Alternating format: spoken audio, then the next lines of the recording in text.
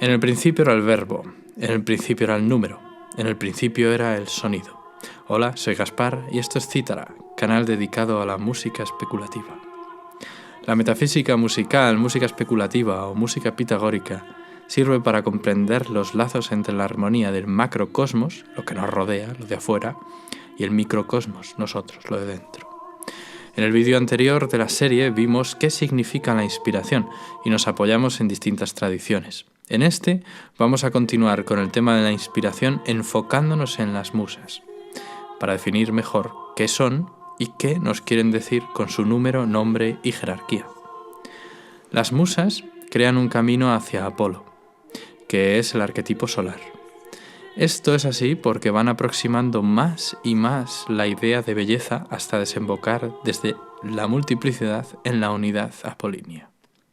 La tetractis, donde hay varios niveles y donde el superior de ellos es la mónada o unidad, nos sirve de ejemplo. En ella, los distintos niveles que descienden desde la mónada suman un total de 9 puntos, igual que musas. Como hay niveles, hay por tanto jerarquía, y existirá una musa inicial que atrapa o rapta al iniciado en la inspiración. Esta musa, algunos como Hesiodo, consideran que es Calíope, otros como Ramos de Pareja, que es Talía. Igualmente, el rapto, como diría Joseph Campbell, en el cual aflora la inspiración, es un estado de gracia, y por ello lo hemos comparado con la tradición mística del descenso de las almas.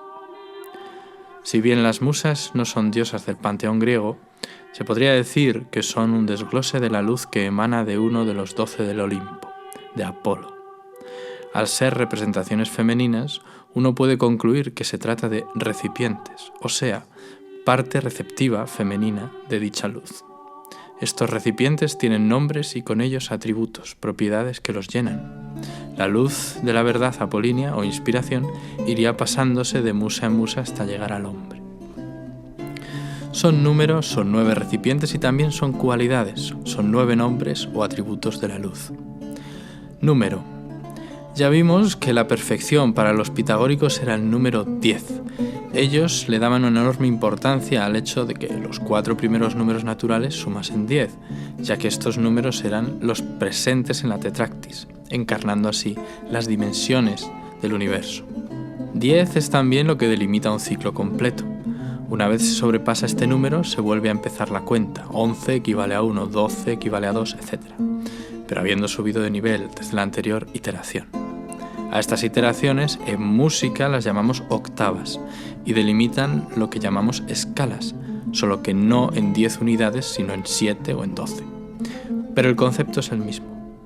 Pasada la nota si se vuelve al do, pero de una vibración el doble que el do anterior. Obviamente, si Apolo es la mónada y los restantes 9 puntos son las musas, su conjunto constituye el canal perfecto para transmitir desde los arquetipos, cuya índole es divina, al ser humano. Nombres. Sus nombres vienen del griego clásico, comenzando por Talía, que viene de Zalos y quiere decir florecer, reverdecer, aparecer hojas o frutos. Es la musa de la comedia y acaso encarnaría el poder de la risa para hacer que de la nada brote la vitalidad y la creatividad. Clio viene de Cleo, que significa alabanza, o Cleos, celebración y gloria, y está encargada de glorificar el pasado, siendo así la musa de la historia. Calíope, de Kalos, bello, y de Ops, palabra, es la de la bella voz, y se le da el título de musa de la elocuencia y la poesía heroica. Seguidamente tenemos a Terpsícore, de Terpsícora, la que ama la danza, musa por tanto del baile. Melpómene viene de Melpo, quiere decir cantar, hacer música, por lo que inicialmente fue la musa que inspiró el canto a los hombres. Ha quedado, sin embargo, como musa de la tragedia. Erato, de Eros, amor, es la musa de la poesía del cortejo, vinculada además a los meses de primavera exuberante, significándose como musa para los amantes. Esta es la musa a la que Becker o Lope de Vega invocarían claramente para sus propios devaneos y designios. Voy terminando. Polimnia es la musa que inspira los himnos sagrados. Euterpe, eu, bien, terpo, sentirse alegre, encantado, enseña los misterios de la purificación y es la musa de la armonía musical. Y finalmente, Urania, de Ouranos, que quiere decir del cielo o que eleva hacia el cielo, según, es la musa de la ciencia de los astros. Estas son las 9. Juntos, los atributos de recipiente y contenido conforman un orden como clave para potenciar la inspiración, y así no solo que la obra del hombre sea lo más parecida a la obra divina, unión macro-microcosmos, sino que con el mismo acto de estar inspirado, el hombre experimente el rapto divino como una especie de estado nirvánico, donde contemplaría, como Apolo así hace atribuible, la luz de la verdad. El orden de las musas. Atendiendo a fuentes neoplatónicas, el camino de descenso de las almas viene dado por las esferas de los planetas, que serían los arquetipos y sonidos metafísicos que encarnan cada uno de los astros conocidos en la antigüedad, y que son los visibles, recopilados así por Claudio Ptolomeo, queda atribuido el orden siguiente: la Tierra en el centro, después la Luna, Mercurio, Venus, Sol, Marte, Júpiter, Saturno y la esfera de las estrellas fijas, donde se ubican las constelaciones. Esta es la esfera última antes de llegar a la divinidad más allá de las estrellas y que mueve a estas, que se llama el primer móvil. Sabiendo esto, hay dos autores que establecen la relación planetas-musas: Ramos de Pareja, primero, español, y Francino Gaffori, después, italiano. No pretendo extenderme porque realmente esta lámina, la lámina de Práctica Música de Gaffori, es en sí un objeto de estudio formidable para cualquiera interesado en el tema. Lo que voy a hacer es justificar brevemente la jerarquía de las musas, apoyada en esto. Vemos que cada nombre está asociado a una esfera, a un astro, incluida la Tierra. Todos estos datos de la gráfica corresponden de forma igual tanto en textos de Ramos de Pareja como en de Gaffori. Talía, la que reverdece, se asocia a esta, a la Tierra. Clio, la de la memoria de la historia, a la Luna. Calíope, la elocuente, a Mercurio. A Venus, la bailarina, Terpsícore.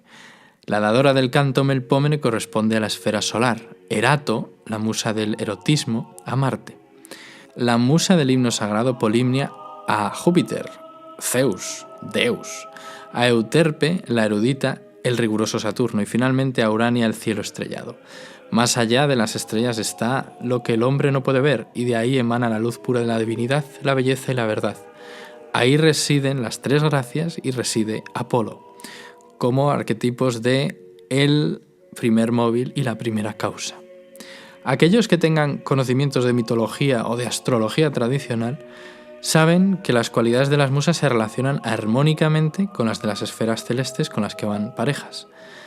Al dios Mercurio, Hermes, se le asocia la comunicación y con sus mensajes persuade a héroes y a dioses en distintos mitos. Su musa Calíope contiene el don precisamente de la elocuencia. El carácter llamado saturnal hasta hace bien poco dice de una persona que es melancólica y dedica su tiempo a actividades como el estudio constante, luego a cultivar su erudición, algo patrocinado por la musa Euterpe.